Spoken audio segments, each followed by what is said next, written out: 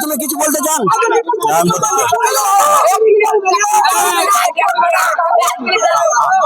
আমার মেয়ে, আমার শালার মেয়ে, আমার দুটো ভাইয়ের মেয়ে, একটা 4 বছর, একটা 3 বছর, একটা 11 বছর, একটা 10 বছর, চারটে শিশুকে হত্যা করেছে।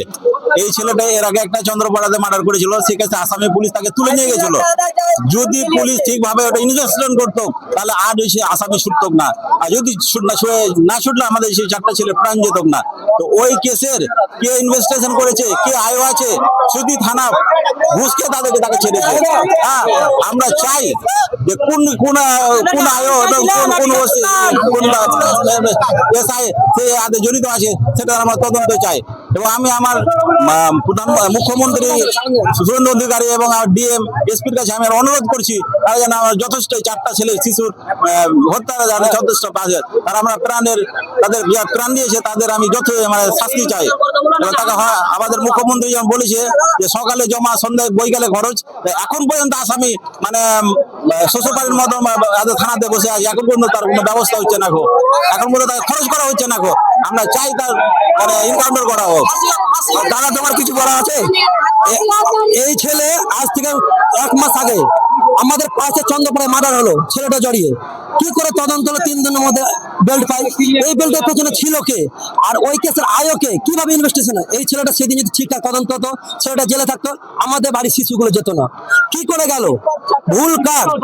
ওই তদন্তের স্টেটমেন্ট আমরা চাই, ওই তদন্ত আমাদের স্টেটমেন্ট দিয়ে দেখিয়ে দেয়, আমরা পরে দেখছি।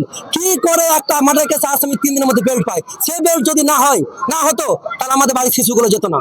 লোকাল নেতৃত্ব বা লোকাল নেতাকে দিয়ে যদি কোনো কিছু ভাবে করবে, আর কিছুক্ষণ আগে লাঠি চার্জ করেছে, আমাদের বাড়ির ছেলে মেয়ে গেল, আর আমাদের কেবল লাঠি চার্জ, আমরা প্রতিবাদ করতে পারবো না, আমাদের কেবল লাঠি চার্জ। এখন কি বলতে চাইছো দাদা? মাননীয় মুখ্যমন্ত্রী শুভেন্দু অধিকারীর কাছে আমাদের একটাই আবেদন, উনি বলেছিলেন কি যদি কোন রকম নৃশংসতা ঘটনা ঘটে আমার পশ্চিমবাংলায়, তাহলে আমি কথা দিচ্ছি সকালে জমা নিব, সন্ধ্যায় খরচা করব। এখন পর্যন্ত আমরা যতটুকু জানি শুভেন্দু অধিকারী বাবু যে ছেলেটা মার্ডার করেছে সে আপনার প্রশাসনের কাছে জমা হয়েছে, কিন্তু খরচা হয়নি। আমরা খরচ চাই, বলো আমরা খরচ চাই, আমরা খরচ চাই। শুধু থানা প্রশাসনের প্রতি আমাদের আস্থা নাই, শুধু থানা কি বিচার চাই, আমরা নির্দিষ্ট বিচার চাই। ফাঁসি ইনকাউন্টার করুন, ফাঁসি দেন, ইনকাউন্টার করুন, আমরা ইনকাউন্টার করুন, ফাঁসি দেন। আমরা বলবো না আমাদের হাতে কন্টিনিউস কথা বলবো না, আমাদের সামনে ইনকাউন্টার করুন। বলেছিল ভালো কষ্ট দিয়ে মারা হয়েছে, ওই বাবাকে জ্বালিয়ে মেরে 2 ঘন্টা রেখে নিয়ে ইনকাউন্টার করা চাই। একটাই প্রশ্ন আমার, সবচাইতে কষ্টের কথা কি আমাদের বাড়ি বাচ্চা মারা গেল, আমাদেরকে আবার লাঠি চার্জ করছে। হাইরে শুধু থানা প্রশাসন আমাদেরকে লাঠি চার্জ করছে। থানা প্রশাসনের কোনো ব্যাপার নেই, এখানে আমরা জাস্টিসের কাছে আমরা বিচার চেয়েছি, তাই সুতি থানা এখানে পদক্ষেপ কেন নিচ্ছে? আমাদের বাড়ির ছেলে গিয়েছে, আমাদের ব্যথা আছে, আমাদের বেদনা আছে, তারপরে আমাদের উপরে যে লাঠিচার্জ করা হচ্ছে এটা কি যুক্তিসঙ্গত? তার সঙ্গে কেন আমাদেরকে প্রোটেস্ট করতে দেওয়া হবে না? আমরা কিন্তু প্রোটেস্ট করব, আমাদের ছেলে গেছে, আমাদের ব্যথা বেদনা আছে, তাই আমরা কোনো মতে পিছনে সরবো না। তাই আমরা জাস্টিসের কাছে একটাই আমাদের আবেদন, আমাদের মাননীয় মুখ্যমন্ত্রী শুভেন্দু অধিকারী কাছে আবেদন যে ছেলে এই হত্যাকাণ্ড ঘটনা ঘটিয়েছে সে যাওয়ার আগে সে এই কথাটাও বলে গেছে যে এবার ওখান থেকে আসার পরে আবার আমরা আরো 4-5টাকে খাবো। এই ভাষাটা আমরা কিন্তু সঙ্গে সঙ্গে শুনতে পেয়েছি কাউরি মুখ থেকে। তাই আমরা চাই যে আর যাতে কোনো হত্যাকাণ্ড না হয়, আর যদি তার দ্বারাতে কেউ যদি মৃত্যু না বরণ না করে, তাকে যথেষ্ট শাস্তির একটাই আমরা দাবি করেছি। এলাকার সর্বস্তরের লোক আছে, আমরা কোনো পার্টির তরফ থেকে নয়, কোনো নয়, আমরা নিজের লোক, আমরা সব গ্রামবাসী আছি, আমরা পাড়া পড়োশি সব, এখানে বাইরে কোনো লোক নেই। কিন্তু আমাদের দাবিটা যাতে অবশ্যই পূরণ করা হয়, আমরা তার মৃত্যুদণ্ড একটাই, সে ফাঁসি হোক।